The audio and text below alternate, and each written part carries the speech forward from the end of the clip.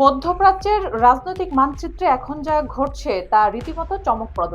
একের পর এক নতুন প্রযুক্তি নিয়ে হাজির হচ্ছে ইরান। তারা এমন সব আধুনিক সামরিক প্রযুক্তি সামনে নিয়ে আসছে যা দেখে বিশ্বর নামকরা প্রতিরক্ষা বিশেষজ্ঞ এবং বৈজ্ঞানিকরাও রীতিমতো হতবাক হয়ে গেছেন। এই দেশটিকে অর্থনৈতিক অবরোধে জর্জরিত বলে মনে করা হতো।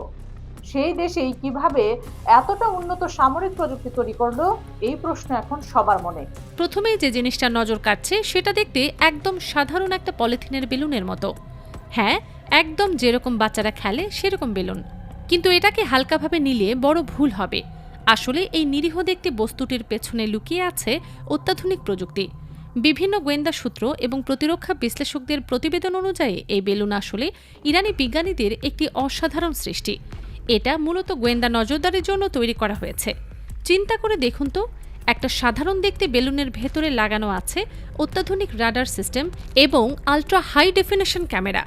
এখন আপনারা হয়তো ভাবছেন এর দরকার কি যখন ড্রোন আছে। কথা হলো, সাধারণ ড্রোন দিয়ে যখন কোনো এলাকায় নজরদারি করা হয় তখন সেটা মাত্র আধা ঘন্টা থেকে 40 মিনিট পর্যন্ত আকাশে থাকতে পারে, তারপরে ব্যাটারি শেষ হয়ে যায়। কিন্তু ইরানের বিজ্ঞানীরা এই সীমাবদ্ধতা কাটিয়ে উঠতে তৈরি করেছেন এই বিশেষ বেলুন, যা একটানা 15 দিনের বেশি সময় আকাশে ভেসে থাকতে পারে এবং নিরবিচ্ছিন্নভাবে নজরদারি করতে পারে। 15 দিন ভাবা যায়?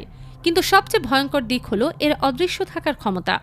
পলিথিন যেহেতু স্বচ্ছ, তাই মাটি থেকে মাত্র 200 মিটার উপরে উঠে গেলেই এটা আর খালি চোখে দেখা যায় না, মেঘের সাথে মিশে একাকার হয়ে যায়। ফলে শত্রুপক্ষের জন্য এটা খুঁজে বের করা প্রায় অসম্ভব হয়ে পড়ে। তারা বুঝতেই পারে না যে তাদের উপর নজর রাখা হচ্ছে। বিশ্বের অনেক শক্তিশালী দেশই জানত না যে এই ধরনের একটা অভিনব প্রযুক্তি ইরানের কাছে রয়েছে। এটা একটা সম্পূর্ণ নতুন ধারণা যুদ্ধক্ষেত্রের নজরদারিতে। কিন্তু ইরানের চমক এখানেই শেষ নয়। এরপর যা সামনে এসেছে তা আরও আশ্চর্যজনক। যুদ্ধক্ষেত্রের জন্য তৈরি করা হয়েছে একেবারেই অদ্ভুত ধরনের একটি নৌযান।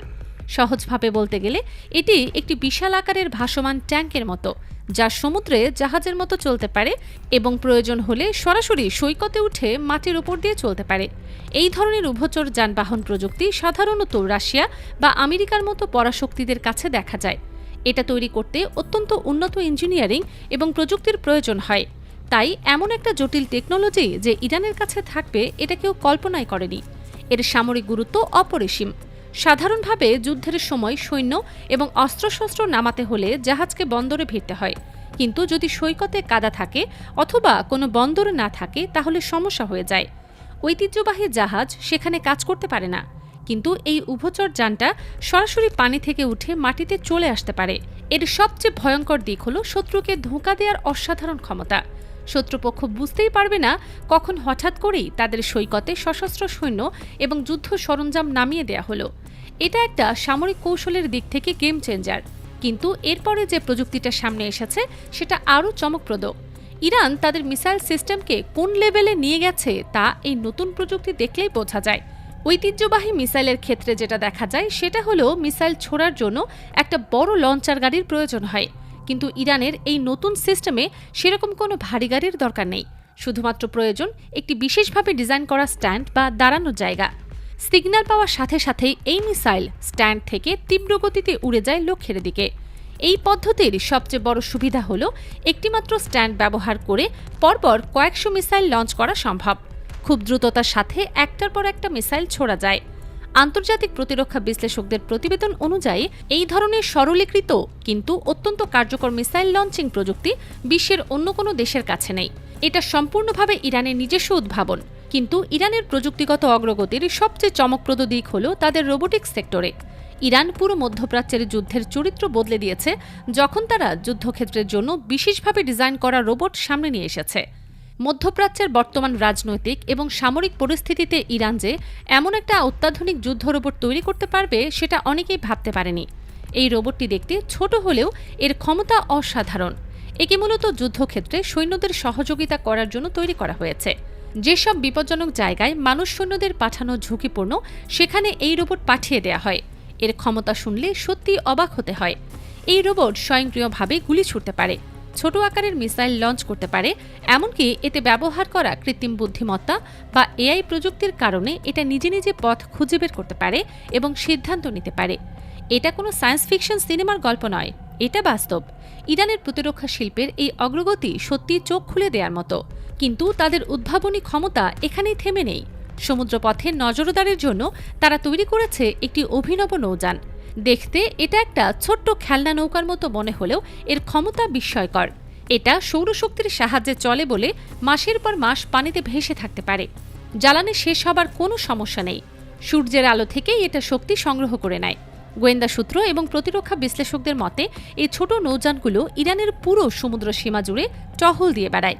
এর প্রধান কাজ হল শত্রুপক্ষের সাবমেরিন এবং সমুদ্রপথে ঢুকে পড়া যে কোনো জাহাজ বা নৌযান শনাক্ত করা। এতে লাগানো আছে অত্যাধুনিক ডিটেকশন সিস্টেম এবং কৃত্রিম বুদ্ধিমত্তা। এই সিস্টেম সমুদ্রের নিচে চলমান বা সমুদ্রের উপরিভাগে চলা যে কোনো সন্দেহজনক বস্তু খুঁজে বের করে সাথে সাথে তার তথ্য ইরানের নৌবাহিনীর কমান্ড সেন্টারে পাঠিয়ে দেয়। এটা একটা স্বল্প খরচের কিন্তু অত্যন্ত কার্যকর নজরদারি ব্যবস্থা।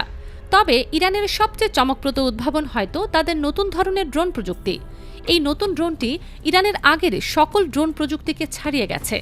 এর কাজ শুনলে প্রথমে একটু অদ্ভুত লাগবে। এই ড্রোনের কাজ হলো অন্য ড্রোন ধরে আনা। হ্যাঁ, আপনি ঠিকই শুনেছেন। এটা এমন একটা ড্রোন যা শত্রুপক্ষের ড্রোন ধরে ফেলতে পারে।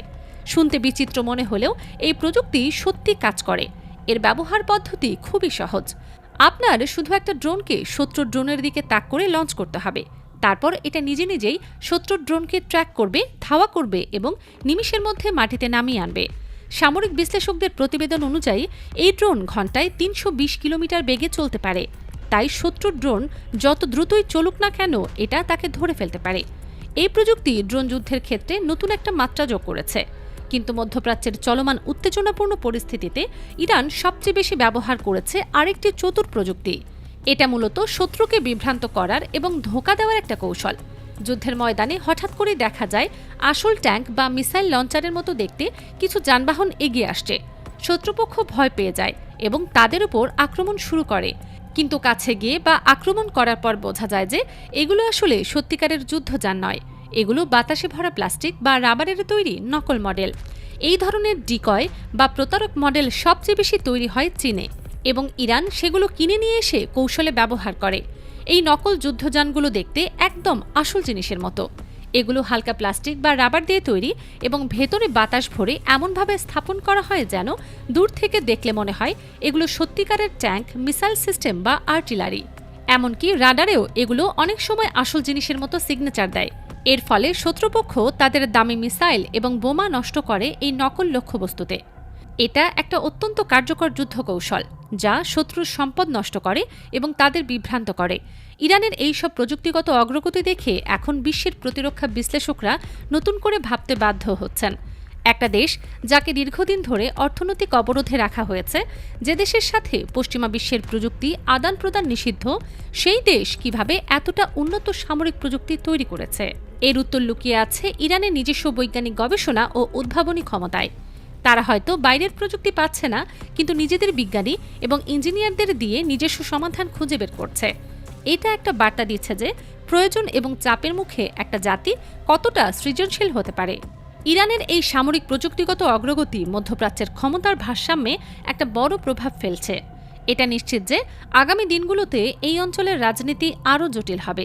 ইরানের এই প্রযুক্তিগত সক্ষমতা তাদের আঞ্চলিক প্রতিপক্ষদের জন্য একটা বড় চ্যালেঞ্জ হয়ে দাঁড়িয়েছে। পুরো বিশ্ব এখন দেখছে ইরান পরবর্তী কী পদক্ষেপ নেয় এবং তাদের প্রযুক্তিগত উন্নয়ন কোন দিকে যায়।